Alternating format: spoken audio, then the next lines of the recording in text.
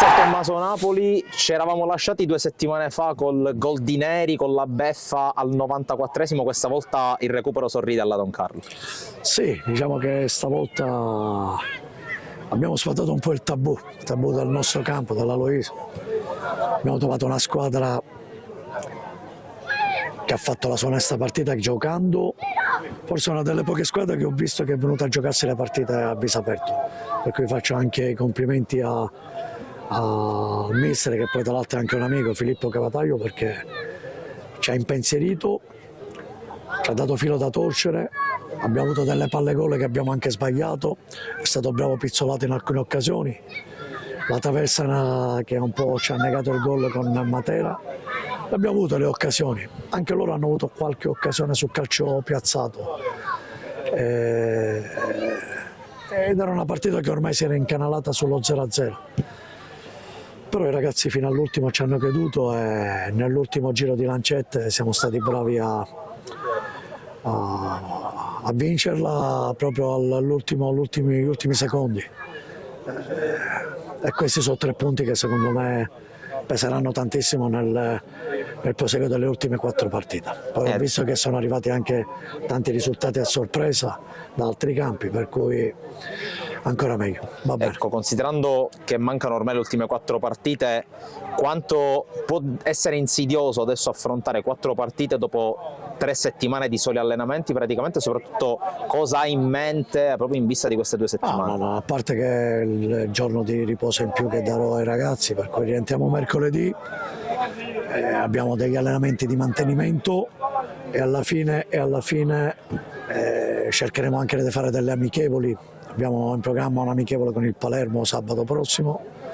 per cui è un amichevole importante contro la Primavera, e abbiamo un ulteriore amichevole sempre sabato prossimo e dobbiamo stare sul pezzo, anche se sicuramente, visto che ci avviciniamo alla festa della Pasqua, tendiamo un po' a rilassarci, però dobbiamo essere bravi a stare sempre sul pezzo, perché ancora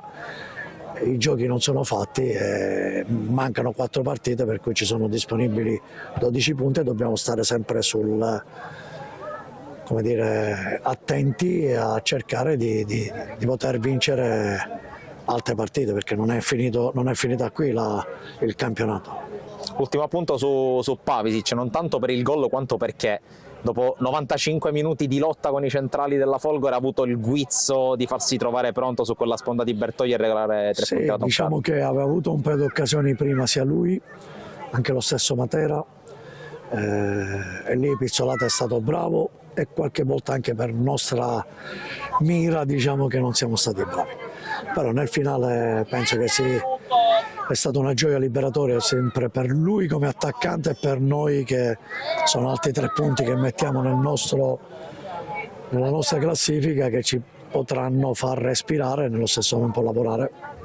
queste settimane con più tranquillità. Alberto Cosentino, la Don Carlo non molla letteralmente mai. L'ultima volta in casa collanista stavo commentando un pareggio subito allo scadere, questa volta arrivano 3 punti molto importanti. Sì, penso che alla fine ce lo siamo meritati, perché ci abbiamo creduto fino alla fine, quindi la soddisfazione è grande, perché oggi è uno scontro diretto, abbiamo giocato contro un'ottima squadra che ha preparato bene la partita e ci ha studiato secondo me nei minimi dettagli. Infatti abbiamo fatto un primo tempo equilibrato, poi secondo me siamo venuti fuori e alla fine, ripeto, ci abbiamo creduto fino alla fine e siamo contenti di questa vittoria. Ecco, in un campionato così equilibrato, in cui praticamente dalla quinta in giù forse nessuno è ancora del tutto tranquillo,